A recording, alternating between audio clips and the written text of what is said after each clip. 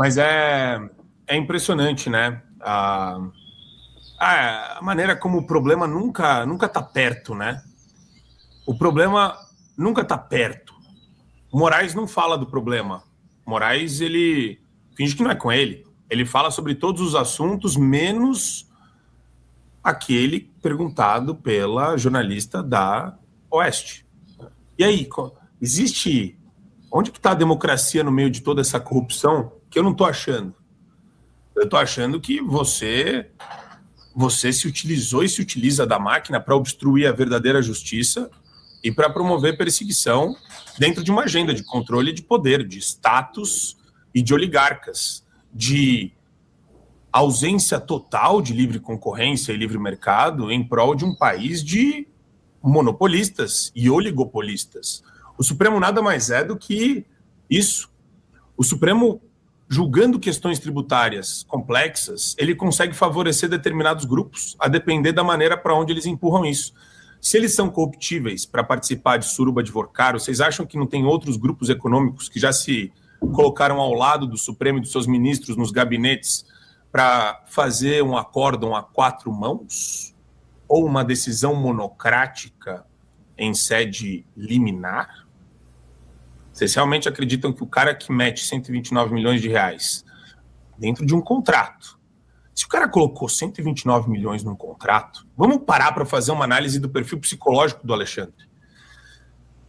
Naquele momento da vida dele, né, ele está pensando em como encobrir o rastro de corrupção e de licitude que eles têm implementado e realizado. Daí ele vai e fala, vamos fazer isso de um jeito convincente. Ele, ministro do Supremo, e a mulher dele, também advogada e conhece a elite brasiliense inteira, desembargadores, outros ministros, conselheiros de tribunais de contas, juízes, todo mundo do judiciário lambe as botas e a toga do Moraes. E se você não lambe, você tem que fazer pelo menos a sua voz ser ouvida, porque a maioria lambe. Pelo silêncio. E daí o cara, em algum momento da vida dele, ele achou que ia conseguir convencer as pessoas falando é só um contrato de prestação de serviço. É aquele contrato de prestação de serviço que não existe para nenhum outro prestador de serviço. Então, a gente está, assim, vivendo a neurose de um ditadorzinho, chinfrim, patético.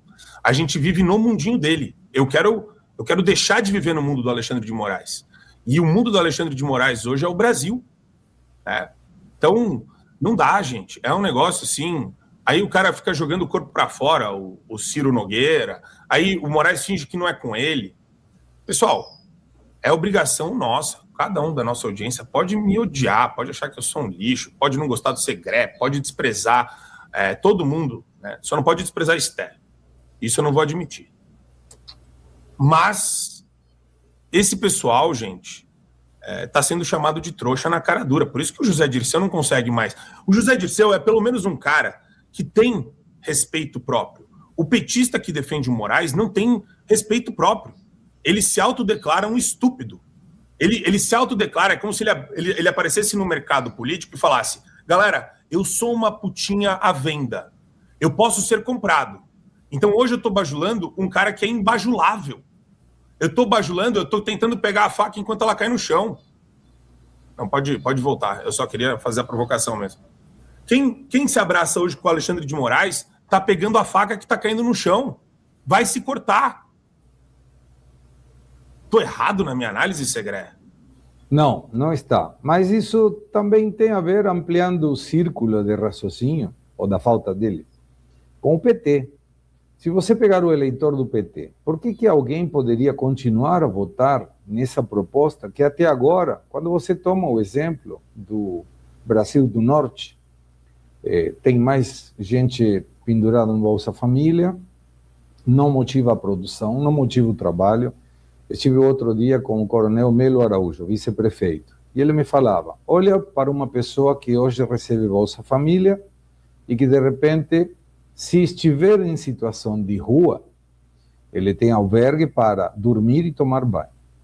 Ele consegue tomar café da manhã, almoçar e jantar sem pagar absolutamente nada nos comedouros que tem da cidade. e pega a Bolsa Família, 672, que confirmadamente ele utiliza para comprar bebida, droga e bets, jogo. Qual é a motivação dessa pessoa de dizer, não, eu quero trabalhar? Ele tem casa se ele quiser, onde dormir, ele tem janta, almoço e café da manhã, e esse dinheirinho que ele pega, ele gasta em coisas que não tem a ver nem com a condição familiar, nem para melhora, nem para estudo, nem para porcaria nenhuma. Aí você vê, saneamento, não tem. E é uma conta simples. O que hoje o Brasil paga por ano de juros da dívida, daria por ano para escolher 2,5 milhões de moradias, Minha Casa Minha Vida, 35 milhões de moradias conectadas no esgoto, saneamento básico, 12.200 hospitais completos com UTI e 35 mil escolas. Todos os anos. Ou seja, em 2 anos e meio, você resolve a carência de moradia para toda a população.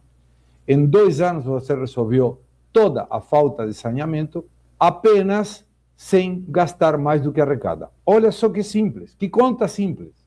Mas o eleitor não vê isso. Você pergunta, outro dia eu não consigo encontrar quem foi o brilhante influenciador da direita que levou, era uma moça, que levou uma quantidade de coisas que a pessoa não votaria se o presidente fizesse isso. Aí o cara escolheu, se tiver caso de corrupção e tal. E a moça respondeu 1 a 1, mostrando que isso que ele não votaria era o que Lula fazia. Aí ele, quando viu, falou, mas eu vou continuar votando no Lula. Pô, então pega a cabeça e joga contra a parede, porque, cara, não vai resolver. É uma questão de dissonância cognitiva amparada na dependência do Estado, na ignorância, e não estou sendo pejorativo, aquele que ignora sobre algum assunto, e uma questão muito simples, na procriação da pobreza. Então, se é pobre e tem carência cognitiva, não vai conseguir entender que existe um Brasil muito melhor quando saímos da esquerda. Ô, Segré, essa moça que você falou, ela se chama Marília Amaral, ela é de Minas Gerais, ela é esposa do Cabo Júnior Amaral, deputado federal, e ela é maravilhosa, ela está produzindo uns conteúdos de rua maravilhosos, assim, só para pontuar. Fica escancarado, que bom, te agradeço aí imagina. Muito legal, porque mostra na cara, você acabou de me dizer que não votaria num candidato que fizesse isso. Eu te provo que o Lula faz isso. E você me disse que vai voltar a votar no cara? Então, cara, vai pra Lua. Também que eu acho engraçada pra caramba. Acho bem engraçada mesmo, né? E daí isso faz a gente ficar pensando que a gente tá numa bolha o tempo todo. E, assim, é estranho falar bolha, mas são agrupamentos, são conexões. Meio que no tempo e no espaço, né? De pessoas. Quer dizer, você tá no programa, eu conheci a Esté, é uma amizade natural, ela frutifica, ela vai se consolidando com o tempo também em outras formas de relacionamento, né? Alguns se casam, alguns se tornam sócios, alguns viram colegas de trabalho. A Geisiane, ela começou no Show da Manhã, tá na Revista Oeste. Lembro. Depois do programa que você ancora maravilhosamente. O Adrilles virou vereador, o Satie virou vereador, a Duda Campopiano vai explodir como deputado estadual em São Paulo. Pavanato, antes dele fazer os debates, explodir, ele estava no Show da Manhã também. Poxa, tanta gente que eu tive a oportunidade de conhecer. E eu acho que a gente está passando por um processo de despertar que é interessante, porque antigamente eu não vejo ministro do Supremo fazer parte de debate político. Hoje eu estou vendo como algo inevitável, porque tudo é muito mirabolante, para usar aqui uma expressão da Malu Gaspar, especialmente em se tratando do órgão de cúpula do Poder Judiciário. E uma coisa legal é a seguinte, eu trabalho muito com ceticismo de pessoas com relação à pauta do Fora Moraes, porque o pessoal vira para mim e acha que eu sou, às vezes, unidimensional, né? Eu só falo disso e... Só que não é isso.